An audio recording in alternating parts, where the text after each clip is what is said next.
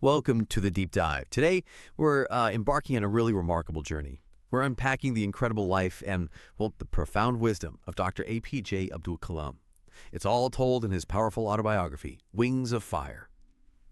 So our mission for this deep dive, it's really to extract the most potent, the most actionable insights from his journey. We want to show how a boy from, very humble beginnings became India's missile man and then its president.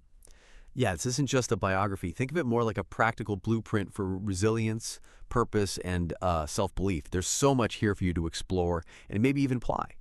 Okay, so let's unpack this. We're delving into key parts of Wings of Fire, which, as I said, is an autobiography he co-authored with Arun Tiwari. And right from the start, you just pulled into this narrative that, well, it truly defies expectations. It's an extraordinary ascent. Absolutely. And what's fascinating here, I think, is how the book immediately grounds Dr. Kalam's story in his roots. You get this picture of a simple, deeply religious family in Ramaswaram, Tamil Nadu. His father, a principal boat owner and imam, he instilled these really profound values. And Kalam himself, a super diligent child, famously distributing newspapers, collecting tamarind seeds, just to help support his family, help fund his schooling. Yeah. This early life, it's marked by strong values, hard work, a sense of responsibility from like a very young age. Yeah. It really lays a crucial foundation for everything that comes later. Yeah, absolutely. And it's a foundation built on just sheer grit, isn't it? Despite really significant financial struggles, the kind that would deter most people, he fiercely pursued aeronautical engineering at the Madras Institute of Technology, MIT. The book really vividly highlights how he just never, ever gave up, even when the odds seemed almost impossible. There's a part where he talks about nearly losing his scholarship because he couldn't find the fees, but somehow he found a way. Right. And if we connect this to the bigger picture, his perseverance wasn't just about raw intellect or, ambition. The book explicitly emphasizes how self-control, unwavering discipline, and a deep abiding faith in God were really key drivers for overcoming these huge obstacles. He talks about how setbacks weren't really failures, but they were opportunities for learning, almost like a controlled failure approach, maybe, where every misstep was analyzed, lessons learned, and then he just moved on without the emotional baggage. It's this methodical approach combined with profound internal strength that let him keep pushing forward. And then his scientific career. That's where he truly became a national figure. He basically laid the very foundation for India's missile program. He took on these pivotal leadership roles at places like ISRO, that's the Indian Space Research Organization, and DRDO, the Defense Research and Development Organization, and he transformed them, really, into hubs of self-reliance and innovation.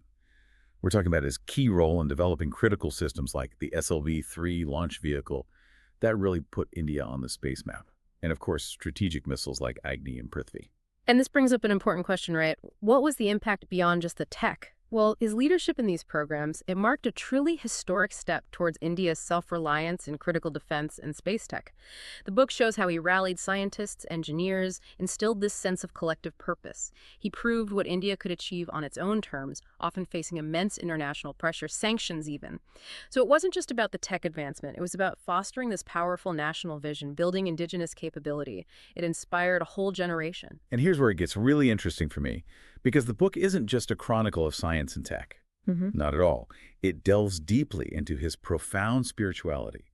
It mentions his close connection with God, his enlightening encounters with various gurus, people like the Venerable Swami Sivananda. It shows a dimension many might not immediately associate with a rocket scientist. Indeed.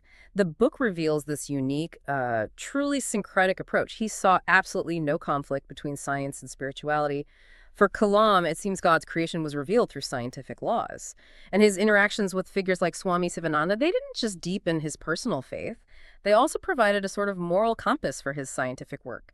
He firmly believed success was tied to, well, positive karma, uncompromising honesty, and selfless service, not just personally, but professionally too. It really paints a picture of a holistic view of achievement, where inner purpose and ethical conduct are just as vital as, say, scientific brilliance. And maybe his most famous message, especially aimed at young people, captures this perfectly. Dreams are not what you see while sleeping. Dreams are what don't let you sleep. It's such a powerful call to that relentless, purpose-driven pursuit of your deepest goals. So wrapping up, what does this all mean for you listening in? Wings of Fire is so much more than an autobiography.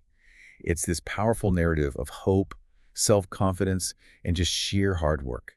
It shows how a humble beginning was transformed into a monumental legacy, Reminds us that vision, when coupled with relentless effort and a strong moral compass, can truly move mountains. Yeah, the book essentially tells us that remarkable achievements are possible, really, regardless of where you start.